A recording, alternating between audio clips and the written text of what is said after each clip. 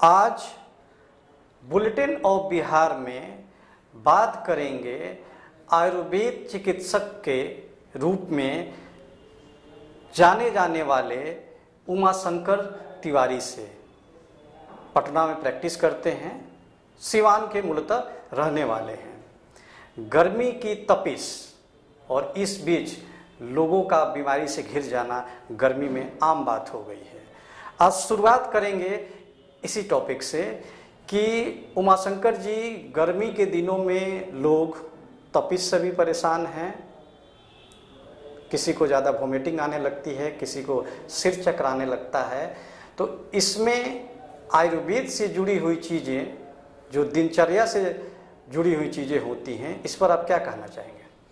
देखिए, ये हमारे भारत में जब भी मौसम चेंज होता है जी, तो लोगों को कहीं ना कहीं कुछ ना कुछ परेशानी निश्चित रूप से होती है। उसमें मुख्य कारण है कि पहले भी, जब आज से कुछ दिन पहले नया अन्न, इस समय जितना अन्न है उतनी मात्रा में हमारे देश में नहीं होती थी, तो लोग गेहूं वगैरह को पहले पानी में डालकर उससे पूरा उसका गर्मी निकालकर आटा जो तैयार होगा उस रोटी को पानी में बनने के बाद डालकर सेक कर लोग खाते थे। सुपाच्य भोजन करना, कम गर्मी वाला भोजन करना, गरिष्ठ भोजन कम करना, यह मुख्य रूप से हमारे जीवनचर्या में होना चाहिए। डाइटिंग पर क्या कहना है आपको? मूलतः युवाओं को डाइटिंग में भी क्या लेना चाहिए? डाइटिंग में तो आज ऐसा माहौल हो गया है मेरे यहाँ कि फास्ट फूड का ज़माना हो गया है। जहाँ देखिए लोग घर का बना हुआ खाना, खास करके शहर में तो नहीं खा पाते हैं। आज जो बीमारी का मुख्य कारण है, आप सुबह जब जगते हैं तो कम से कम खाली पेट नहीं रहें, हल्का कोई चना का सत्तू वगैरह जरूर एक गिलास लेना चाहिए। इसके बाद अपना शौच वगैरह होकर स्नान ध्यान करने के बाद हल्का भोजन करें, भूख से थोड़ा कम खाएं, पानी अधिक पिएं, फिर दोपहर में कुछ खाएं, खाली पेट नहीं रहें और एक्सेस भोजन नहीं करें। माने यह मुख्य रूप से इस मौसम के लिए जरूरी है। एकाएक गर्मी बढ़ा है तो लाजमी है कि शरीर अभी इतना एक्सेप्ट नहीं कर रहा है, तो थोड़ा सा बचाकर धूप में कम चले, धीरे धीरे जो है वो करें। और खाली पेट नहीं रहे और ठूस कर भोजन नहीं करें। जो देहाती भाषा में कहा जाता है कि खाली पेट नहीं रहे, ठूस कर भोजन नहीं करें। बेल वगैरह जो है, बेल का शरबत जरूर पिएं, चना का सत्तू वगैरह लें, सलाद वगैरह खाएं और हल्का भोजन करें। यह बहुत ही जरूरी है इस मौसम के लिए। जी तिवारी जी, आयुर्वेद के और होम्योपैथ या आपका जो आयुष से रिलेटेड जो 5 चीज़ें हैं, 5 आयुष मंत्रालय के अंतर्गत आता है, उसमें लोगों का एक प्रेडिक्शन है कि एलोपैथ जो है किसी भी बीमारी में जल्दी सुनता है। क्या कहना है आपको इस पर? जैसे किस बीमारी में जल्दी सूझता है? मुझे तो नहीं लगता। मान लीजिए कि ब्लड प्रेशर ही हाई हो गया और जल्दी से बीपी की दवा खा लें तो ब्लड प्रेशर नॉर्मल हो जाता है। देखिए, आयुर्वेद में, आयुष में और एलोपैथ में 2 चीज़ है। आयुष में जो है, हमारे पैथ में रोग का शमन होता है जी, हम लोग दमन नहीं करते, और एलोपैथ में रोग का दमन होता है। अगर किसी भी कारण से बैक्टीरिया बनी हुई है तो एंटीबायोटिक देकर उसे मरना है। हम लोग देखते हैं कि अगर आपको कोई परेशानी है तो किस कारण से है, उस कारण को दूर करेंगे, परेशानी दूर हो जाएगी। जैसे आपको बुखार लगा हुआ है तो वहाँ जाइएगा तो एंटीबायोटिक और पैरासीटामोल दे दिया जाएगा। हम लोग देखते हैं कि आपको बुखार लगा है तो किस कारण से बुखार लगा है। बुखार लगने का कारण धूप है, अधिक भोजन करना है, अधिक जग जाना है, अधिक सो जाना है। आखिर बुखार आपको लगा तो क्यों लगा, उस कारण को हम लोग जानकर अब फिर मेडिसिन सिलेक्शन करते हैं। वहाँ जो है किसी कारण से बुखार लगा है तो आपको जो है एंटीबायोटिक और पैरासीटामोल वगैरह वगैरह दवा देकर लोग एक बीमारी ठीक होगा और 3 बीमारी खराब हो जाएगा। वहाँ अगर एंटीबायोटिक देंगे तो उनके पास पेट के लिए कोई दवा नहीं है। अगर उनको E52 लिखना है तो मेरे आयुर्वेद का मेडिसिन है। तो ऐसा कोई बीमारी नहीं है जिसका हमसे जल्दी, हमारे आयुष से जल्दी एलोपैथ में इलाज हो, मुझे नहीं लगता जी। बीपी और शुगर ये आम बीमारी हो गई है। आप 35-40 आते आते उम्र में ये बीमारियां आजकल लोगों को घेर लेती हैं। क्या बचाव किया जा सकता है इससे आयुर्वेद के नज़रिए से? बीपी होने का बहुत सा कारण है। बीपी क्यों है, हाई है, लो है, माने अगर बीपी हाई है तो निश्चित रूप से आपका पेट कहीं ना कहीं खराब होगा, गैस बनेगा तो बीपी हाई होगा। तो हमारे यहाँ चाहे एलोपैथ में भी किसी भी पैथ में सर्पगंधा जो है वो बीपी का मुख्य दवा है। मेरे पैथ में सर्पगंधा बटी आता है जो बीपी को नॉर्मल रखता है। और बीपी में हम लोगों को देखना चाहिए कि भाई बीपी होने का कारण क्या है। हमारा डाइट भी, दिनचर्या भी बीपी होने का कारण हो सकता है। हमारा मानना है, आयुर्वेद का मानना है कि 12 वर्ष के बाद बीमार आदमी को नहीं होना चाहिए, सीजनल बीमारी छोड़कर। बीमार वो तब होता है जब कहीं ना कहीं कोई ना कोई गलती करता है। आपका शरीर कह रहा है कि आप चेयर पर 2 घंटा बैठे और आप 3 घंटा, 4 घंटा, 6 घंटा बैठते हैं, तबीयत तो निश्चित रूप से खराब होगा। आपका शरीर कह रहा है, पेट कह रहा है कि आप 2 रोटी खाइए, क्या है तो एक और खा लीजिए, 3 रोटी खा लिए, 1.5 रोटी खाए, वो भी एक बीमारी का कारण है। शरीर उसको एडजस्ट नहीं कर रहा है। तो हम बीमार तब पड़ते हैं जब हम कहीं ना कहीं कोई ना कोई गलती खुद करते हैं। अगर बीपी लो है तो उसका हमको ख्याल रखना चाहिए। खाने पीने में समय से भोजन करना, समय से सोना, समय से जगना। अभी जो है एक मानसिकता बन गई है कि रात में देर रात तक माने जगना और सुबह जल्दी नहीं जगना, माने लेट से उठना। यह है हमारे शरीर के लिए नुकसानदायक है। हम समय से सोएं, समय से जागें, समय से भोजन करें, दिनचर्या अपना नियमित कर दें तो मैक्सिमम रोगों से हम बच सकते हैं। वही दशा शुगर का है। अगर कोई शुगर से परेशान है तो सबसे पहले उसको जमीन के नीचे उगने वाली सब्जी का त्याग करना चाहिए। जी। जमीन के नीचे जो भी सब्जी या अन्न उपज रहा है उसको नहीं लेना चाहिए, कम से कम लेना चाहिए। और लतर कर फरने वाली सब्जी का सेवन अधिक से अधिक करें। अगर ये ऐसा किया जाए और अपना दिनचर्या सुधार लिया जाए तो बिगर दवा का भी शुगर हमारा ठीक हो सकता है। अच्छा, हम सुबह जगह, सुबह खाली पेट नहीं रहें, जरूर कोई ना कोई थोड़ा सा जूस लें और उसके बाद फ्रेश हों, हल्का भोजन करें, फिजिकल वर्क थोड़ा करें और लतर कर पसंद कर फरने वाली सब्जी का सेवन करें तो शुगर नगण्य हो जाएगा। हम एकदम स्वस्थ रहेंगे अगर हम अपना दिनचर्या ठीक कर लें तो। जी। आयुष मंत्रालय, लोगों ने नाम सुना जब कोरोना का पैंडेमिक हमारे देश पर हावी हुआ। इससे पहले आयुष मंत्रालय का नाम शायद ही आम लोगों के जहन में आता भी होगा। कोरोना आने के बाद काफ़ी क्रेज बढ़ा है आयुर्वेद का, या आप बोल सकते हैं कि पूरे आयुष का। अब लोग काढ़ा पीना चाहते हैं, एलोपैथ से ज़्यादा भरोसा इस पर कर रहे हैं।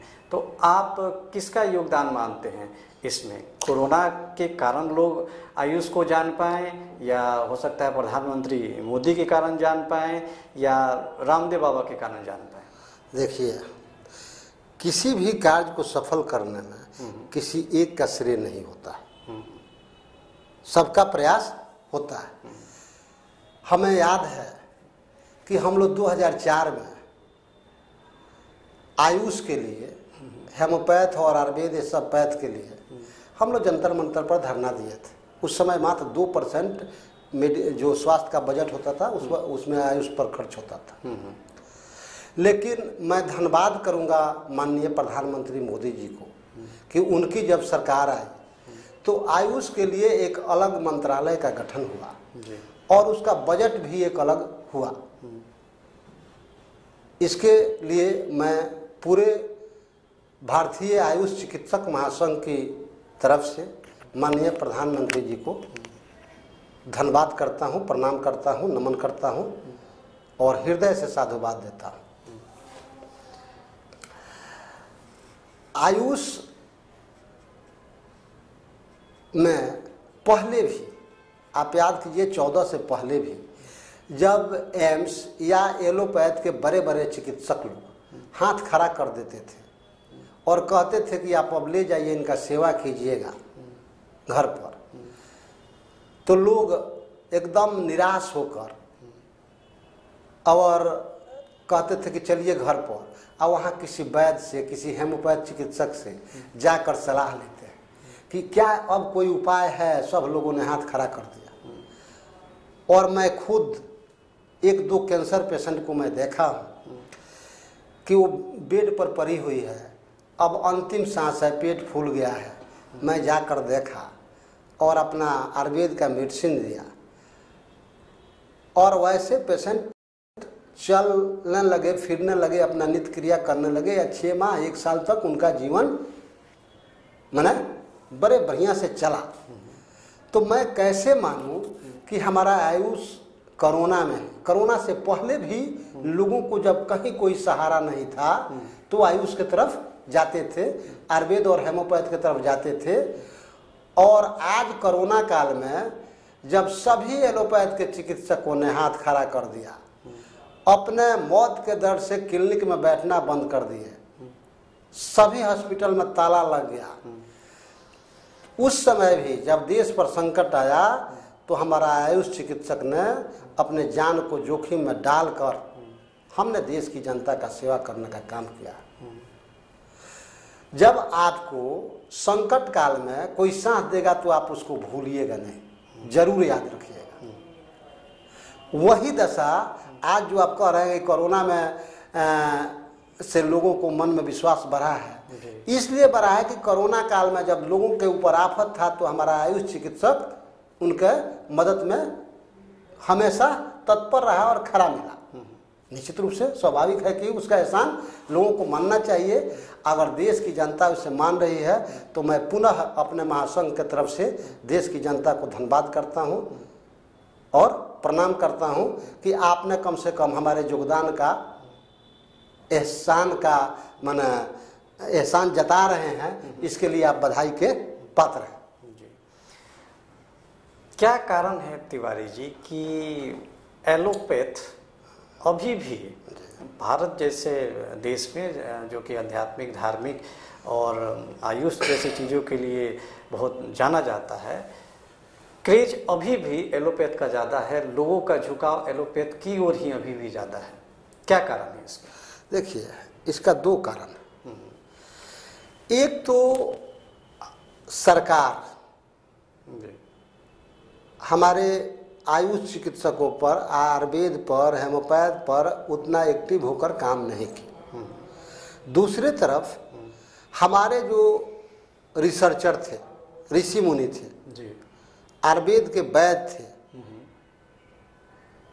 सिद्धा के लोग थे, वो मोनोपोली को बरकरार रखा, अपना विद्या दूसरे को देना नहीं चाहा, जिस कारण से उस विद्या का प्रचार प्रसार जितना होना चाहिए नहीं हो सका।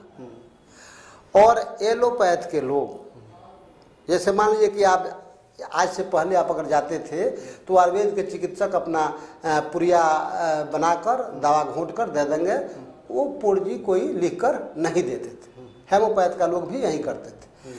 और एलोपैथ के लोगों ने अपना मेडिसिन प्रिस्क्रिप्शन पर लिखा और वो कहीं भी जाकर मार्केट में दुकान पर मरीज खरीद सकता है, ले सकता है। उसको अगर दोबारा कोई परेशानी हुई तो उसी पर्ची से जाकर दवा दोबारा ले लेते हैं। आयुर्वेद में ऐसा नहीं था।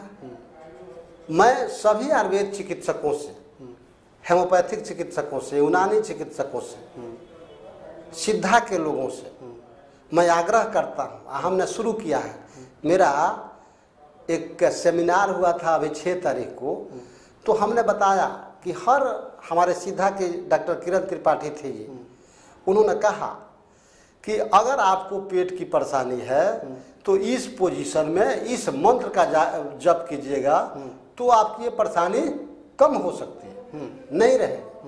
उसी तरह हम लोग अब जो दवा लिख रहे हैं, प्रिस्क्रिप्शन उसका दे रहे हैं, तो लिख देते हैं कि दवा ये है, आप कहीं से भी ले सकते हैं। अच्छा, यह हम लोगों ने शुरू किया है। और हेमोपैथ के चिकित्सक भी, यूनानी के चिकित्सक भी, सिद्धा के लोग भी ये लिखते हैं कि हमारे यहाँ जुक्ति चिकित्सा है, मंत्र चिकित्सा है, हवन चिकित्सा है, जो और कहीं नहीं है। बाकी किसी भी पैथ में ये सुविधा नहीं है।